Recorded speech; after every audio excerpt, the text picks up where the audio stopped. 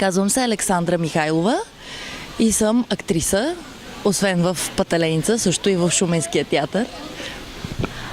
За колко години участваш в представлението в Пателеница?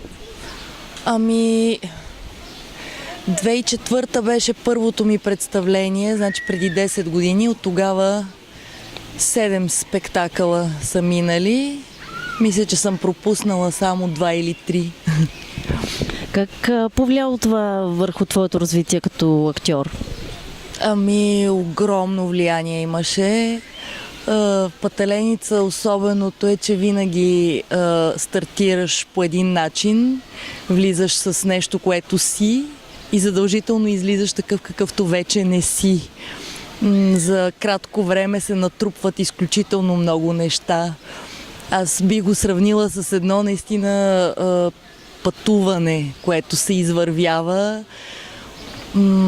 Даже сега, като се връщам назад, мога да кажа, че от година на година скока е неимоверен и пътуването е все по-дълго и все по-интересно и с все повече завои, промени, смени на пейзажа и на хората около теб, и на околностите, и на атмосферата.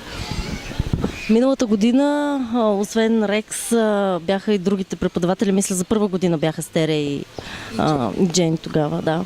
Но тази година има още една новост, че вие играете със свои бъдещи колеги, т.е. студенти, актьори.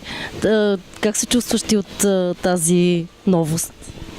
Ами, аз първо съм изключително респектирана от техния талант и тяхната дисциплина и чистота и отдаденост на всичко, което правят.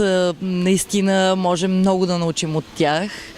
А това, което е най-забележителното, е начина, по който те владеят словото на Шекспир.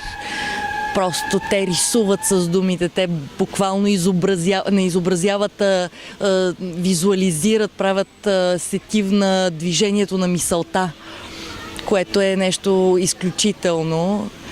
Аз си давам сметка, че те имат, разбира се, традиция в това. Те от близо 400 години се занимават с Шекспир, но може много да се научи от начина, по който те участват, влизат в този процес.